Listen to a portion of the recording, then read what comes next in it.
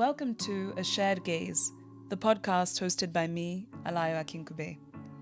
I run the Instagram platform A Black History of Art, which aims to highlight the too often overlooked Black artists, sitters, curators, and thinkers from art history and the present day. I'm also the author of Reframing Blackness, What's Black About History of Art, published by Murky Books in 2025. This podcast, A Shared Gaze, is an extension of A Black History of Art. Here I share conversations that I've had with Black contemporary artists and creatives about their lives and their work. This episode has been filmed and is available to watch on YouTube. In this episode of A Shared Gaze, I'm joined by Taiba Akhuetie, a multidisciplinary artist based in London. During lockdown, Taiba began exploring hair as a standalone material for creating sculptures, installations, and clothing. Since then, her designs have been worn by the likes of Tems and Cate Blanchett. She has made a bag for Rihanna, collaborated with Fiorucci, and contributed to numerous fashion editorials. Her career now moves fluidly between hairstyling, art, and design, placing her in a unique creative space. She has also just been recognized as a New Wave Creative for 2025 by the British Fashion Council. To mark the occasion, we produced a shoot with photographer Bernardo and sat down with Taiba in her studio to discuss her life and her practice. Taiba, thank you so much for having me in your studio today. I'm really, really grateful to have the opportunity to talk to you and to be surrounded by all of your hair creations. Thank and to you. literally be sitting on a hair stool and you're on a hair throne. Hair throne, we love it. I always... It's actually a rocking chair. Is it? Also, look. This is mental. Yeah, it's actually very comfortable. Oh my goodness. Is it wooden underneath? Yes. Yeah. Makes sense. So I always start the podcast by asking my guests, where did you grow up and what was that like? So I grew up in Kingston, not Jamaica, Kingston upon Thames, sorry. I grew up in a middle-class white area with a Nigerian dad, so that wasn't always great,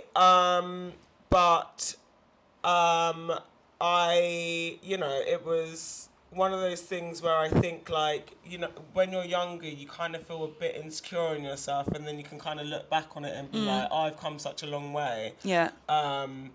Especially being creative, I always felt like I didn't really fit in, and I felt like I didn't really kind of feel comfortable in my own skin. So I think, seeing how far I've come with that is great. Yeah, and I guess that's because you were growing up in a predominantly white environment. Yeah. A middle class as well, where my parents aren't from money, so not only was I in a white area, I was in a middle class area, and I felt insecure on so many different levels. Trying to fit into that felt really, forced, and there was only so much I could do. So yeah. And was art making or seeing or making art a part of your childhood at all? Like, was it something that you were into from in that period? I was really into drawing and painting and stuff, from a very young age, and I was always really good at it. It was always one of the things that my teachers would say that I was really good at. And I also like collecting rocks and crystals, so that was another side project that I had as a child. But yeah, I've always been super creative. I can't remember what the program was, Art Attack or something, and they would ask kids to send pictures for a competition and stuff. Did you win one of those? No, I didn't. So Art Attack, if you're hearing me, I'm gonna reapply. Look at me now. Yeah, look at me now, guys. But yeah, I remember doing that and being like, please. Oh my goodness. Probably got lost in the So place, I guess to be honest. it makes a lot of sense. I was reading about your life and your practice and everything, and I read that you learned how to braid as a child, from your aunt, right? Well, I learned how to braid from observing, and it was when I used to go to My mum's friend's house, which is my auntie, because if ever, anyone who knows if you're African, that your any mum's adult friend, woman is your auntie. Any adult woman is your auntie, okay? So yeah, she was my auntie, and she is my auntie. She's called Dorothy, actually. So Dorothy, if you hear this, I love you. Hi, Dorothy. But yeah, so we used to go to her house, because my mum couldn't be asked to braid her hair, so we used to go to her house and we used to get our hair done. And whenever my sisters were getting their hair done, I used to watch, and I used to be so fascinated with how fast. Yeah. Well, that she could braid. That she could do it. And I was like, whoa, like, that looks so cool. I want to do that. Yeah. And then in school, I used to just, like, do, like, you know, silly little plaits on my friend's hair. But then I think because I was so observant of how my auntie did it, I kind of, like, put that into practice. And then I started to get more intrigued by it. And then, yeah, that's kind of where I started, really. Would you do your own when you were growing up? No. Yeah. The thing is, I'm so, like, I love to do things on other people, but when it comes to myself, I don't really have the patience for it. Yeah. But yeah. I guess when you're doing it on someone else, it's kind of like removed, kind of more It's like removed. an artwork almost. Yeah, and like you can really see what you're doing with your hands, and I kind of like to see what I'm doing with my hands, so. Yeah. Yeah. And so what compelled you to work with hair as like a medium for sculpture and for furniture and for clothes? I read that it started, or like your journey into creating the work. Off the head. Yeah, no, but apparently it started in lockdown. Is that Yes. true? Yeah. It did, because obviously in lockdown, you know, we couldn't really integrate with people, we couldn't hang out with people, and like the huge part of what I do is to do people's hair. So I was like, how the hell can I, like, I need to do hair still, like, what the hell? So you missed the act of like braiding. Yeah, I just missed that. I mean, hair in general, you know, braiding is one of the things that I do, but like just being creative with hair. And I remember just thinking, like, I've got all this hair in my house. Like, I've got this old stool in my house. Like, maybe I could like make something out of that. And that's how it basically started. I realized how much I could potentially do with hair off the head as well. So that's how I started the journey of hairy creations off the head. Yeah, and it's kind of like led you down this probably quite incredible path if you look back to what you were doing then, like sort of at home, and now your work is like being featured in magazine shoots. You've dressed people like Tems. Yeah. Did you make a bag for Rihanna? Yeah, that was actually I made like a braided bag for her, and it was one of the first things that I actually did for someone. It was like after my first exhibition, and I think I got really, really good press, and she must have seen it, and like her and her team reached out and said that they wanted me to do something for her, which was amazing. I couldn't quite believe it. Is that quite surreal? Because it was one of the first. It was after my first exhibition, you know, and I knew what I was starting was cool, you know. And I'm not here claiming that I'm the first person to make stuff out of hair. This has been going on for years, you know. People have been making stuff out of hair for a long time. But I think the way in which I was doing it caught people's eye. Yes, people like your style, the way that you work with it. Yeah, the way that I work with it. And I think that, it was a bit of a pinch me moment, because I was like, oh my God, like that's one of the people that I really like look up to, especially as a child. Yeah. I just thought, you know, she's so cool. Yeah. So yeah, it was really nice to have support from someone like that so early on. Yeah. And do you kind of feel like you sit in a unique position? I know you just said that lots of people have worked with hair and work with hair now, but you are also a hairstylist, and you make these sculptures, and you also make clothes as well, and accessories. So it's kind of like you're sitting between all of these like creative media, I suppose. Yeah. And does that feel unique to you, or is it kind of like 100%? I do think it does, because I think that not only can I do hair on the head, and that's all types of hairstyling, braiding, sculpture, you know, extremely long wigs, whatever, but I can also do a massive hair wall installation, or like make furniture, which I wouldn't like. I don't like the word furniture, but you know what I mean, like this chair that I'm sitting on. Does it feel more like a sculpture? Yeah. It feels more like a sculpture, and a sculpture that you can interact with, as well as making wearable art, accessories. So yeah, I think that because my brain, I can be inspired by anything. I can look at like that ladder, which I have done actually in the past, and thought, I need to do something with I actually think that would shape. be a brilliant idea. Exactly. So I think with me, I think my strength is that I can turn anything into hair. And that is my goal in life. So yeah. And how does your process begin? You said earlier that you worked a lot with like synthetic colors before, and now you're like more focused on natural hair colors. When you're starting like a work, is it you see the object or you have an idea and you decide the colors and things like that afterwards, or decide whether you're going to use like extensions or whether it's going to be braids? Like where does it begin? I think it begins based on the thing that I see. You know, I think with me it's like I think I'm more of a like, I don't sketch things out. I look at things and I go, oh my God, like that makes me want to, like, it's almost like a canvas to me. Anything can be a canvas. Like the umbrella that I did, for example, made out of hair. I looked at an old umbrella in my house and thought, that's a canvas to me, hair. And I was inspired to use the colours brown and black. And I don't know what it is. I think maybe it was perhaps the colours on the umbrella initially that made me want to do that.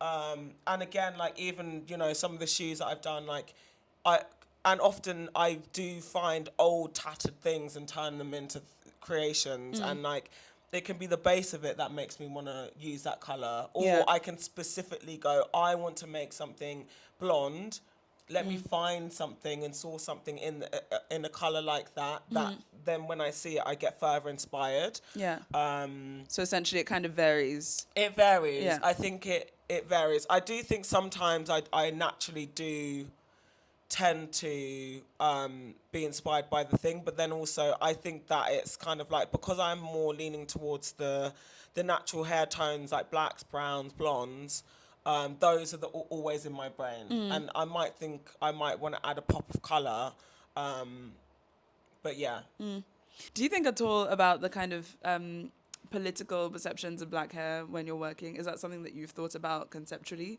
or is it kind of like hair is your medium and whatever interpretation people want to take from it, they can?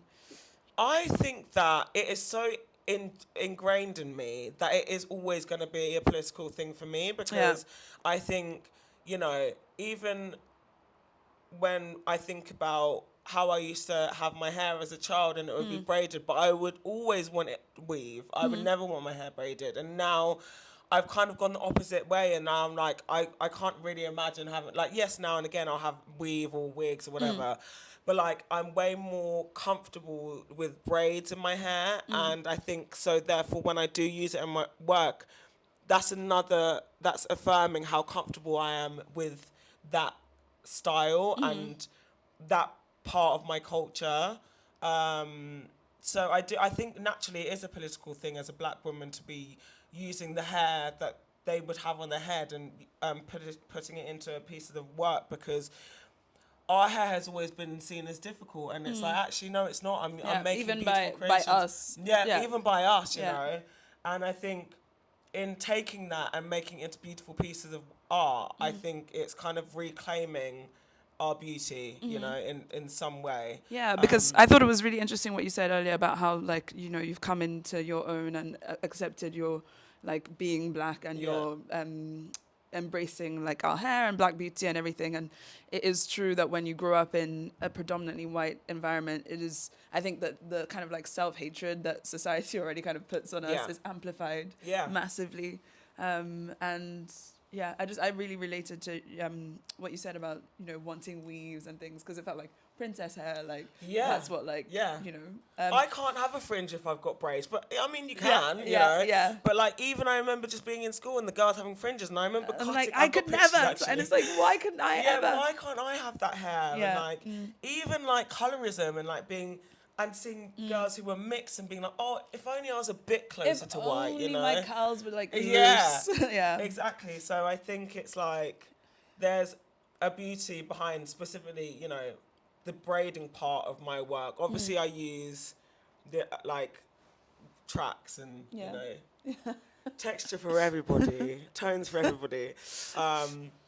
And yeah, but I think there's a beauty. But all of these things as well, they're so ingrained in my culture. Like when I was younger, these extensions and going to hair shops, it wasn't really a thing that white people did. I think they are more so now. Like people go to Pax, like you see all different types of people in there. Even though Pax isn't black owned, yeah. Do you know what? One of the things that I want to do in life is make one of my own places like that. But even though it isn't black owned, it is, you know, it's a huge part of the black community, and sourcing even like stuff like this kind of hair from there, you know, it feels associated with my community still. So yeah. And do you have a favorite piece that you've worked on? One of my favourite pieces is the hair wall that I made, which is, you know, you can see some of it in the back. So I made 2 5-meter hair walls, and I just thought, you know, it was just fun to like layer different hair textures and like be a bit less rigid, because I do think a lot of my work is like, even like the braiding and like the placement of it is more rigid. Yes, of course, naturally, I think that I thought about where I was putting it, but I was really freestyling with this one. I was really like just placing the hair in different places, and what was cool about it, even if I didn't like a bit somewhere, I could just put something else and put another layer of hair on top. Whereas with the braiding work, if I do something and I put a braid somewhere, I kind of have to undo it.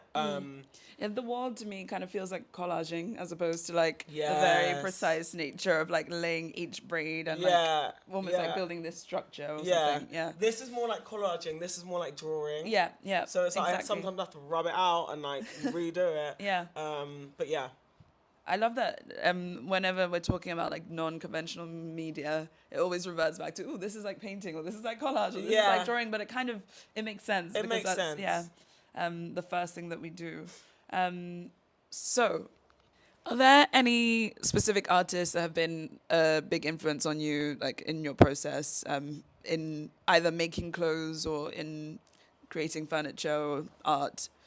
I think it's so hard for me to specifically say what inspires me and my art, because I think I get inspired by so many, like I might be subconsciously inspired by your socks. Like, do you know what I mean? It's like I'm not specifically inspired by one person. I might be inspired by a lyric that I hear, an old lady I see walking down the road.